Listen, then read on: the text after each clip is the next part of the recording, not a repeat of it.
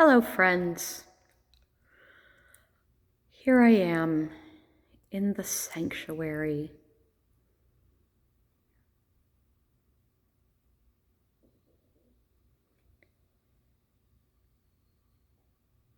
It is about 12:30 on Thursday afternoon.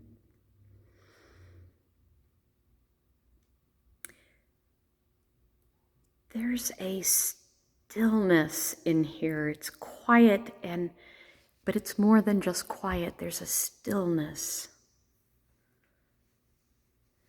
that I have always loved about sanctuaries during the day, during the week, in the times when they are not in use for worship. As a child, I used to sneak into, that was one of my favorite things to do, is to sneak in. We lived in a parsonage next door to the church, and I would love to go over there in times when the building wasn't open and just sit in the sanctuary. There was just something in the stillness, the quiet, that amplified the presence of God, that drew me deeper into prayer, perhaps. I don't know if prayer is the right word, but reverence, maybe. I need that today. Maybe more than ever. Maybe you do too. Each day, the world seems to get a little bit crazier, doesn't it? Each day, as we grow nearer to the election, each day as fall opens up more fully around us with the weather changing and the leaves, these beautiful leaves, and we feel winter's approach, and we face the truth that this pandemic we have been living through for the last seven and a half months doesn't seem to be drawing to any quick end. And the reality is we'll be worshiping online and in unique ways for much longer than we had ever imagined. Can you imagine a year ago thinking that it was even possible? I would have told somebody they were crazy if they had told me that a year down the road we would be in a global pandemic and we would not be gathered for worship in this beautiful space. A space that often we take for granted, probably. I do at times, but I find a renewed calm and a renewed beauty here. So here I am, missing all of you, picturing your faces in the pews where you usually sit, hearing the music and the prayers and the laughter, imagining the passing of the peace where we could walk around and hug each other and laugh and share a greeting, and how good that felt and feels, and how I miss it and how much I long for it and cannot wait for the day when we can do it again.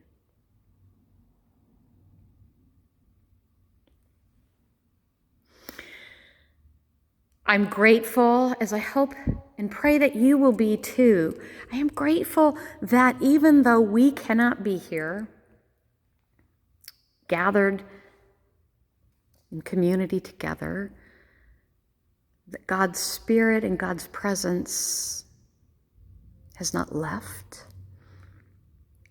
And God's Spirit and God's presence is still with us wherever we are and still connects us. We are deeply connected as community, even though we cannot be physically together.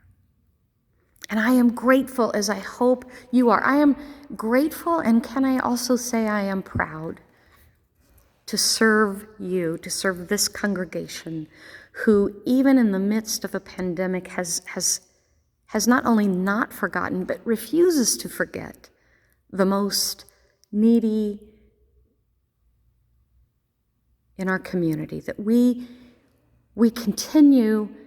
No, it's more than continue. We've opened the doors even wider, right? We have allowed our space to be used even more so to shelter and to protect and to offer home for those who do not have houses to shelter in, apartments to be. I am grateful to each of you for all that you do, whether through praying and through your financial gifts, through your tenacity and willingness to just live the gospel, to say yes and yes again.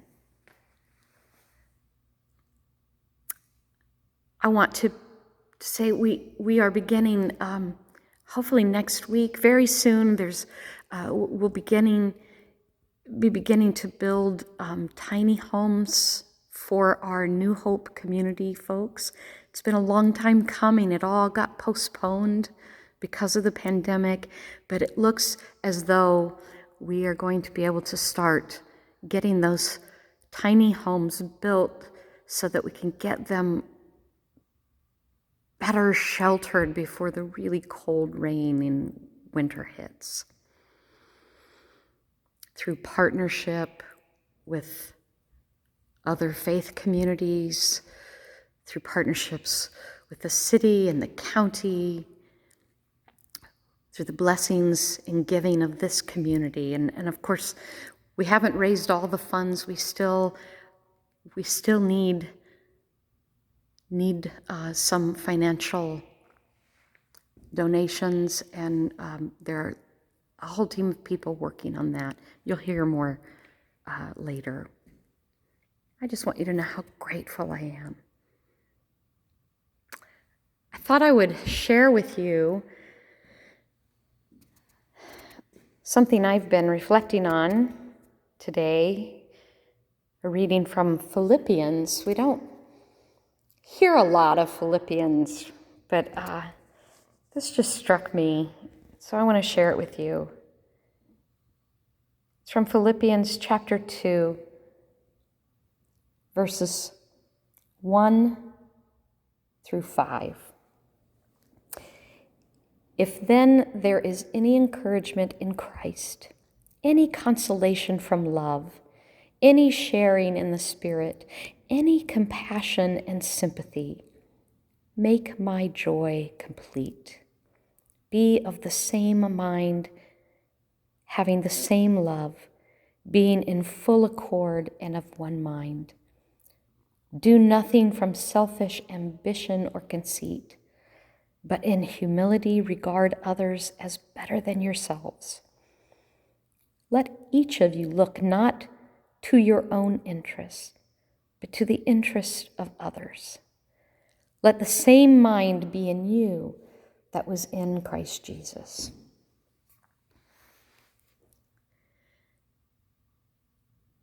May we as a community of faith continue to consider others better than ourselves, to not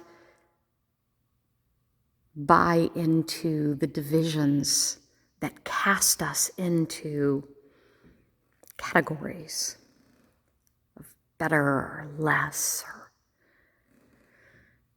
May we continue to live fully in Christ's love,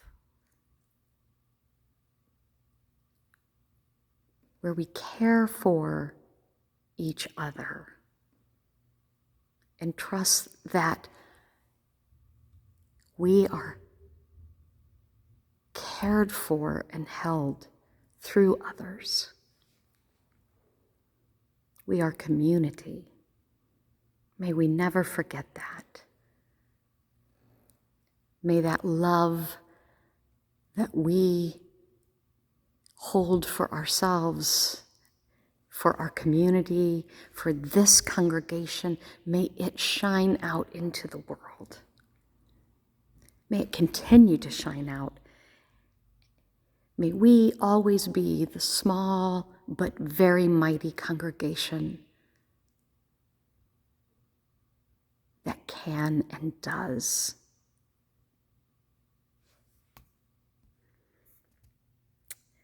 I miss you, and I will see you on Sunday. We'll be online. The weather's a little bit iffy, and I would love to do a drive-in service, and I'm hoping that we can. But with the chance of rain and the temperatures being low, I'm not sure we can do it this Sunday. But pray for good weather so we can get at least one or two more drive-in services in before we really get into the rainy season. I will see you online on Sunday. Blessings.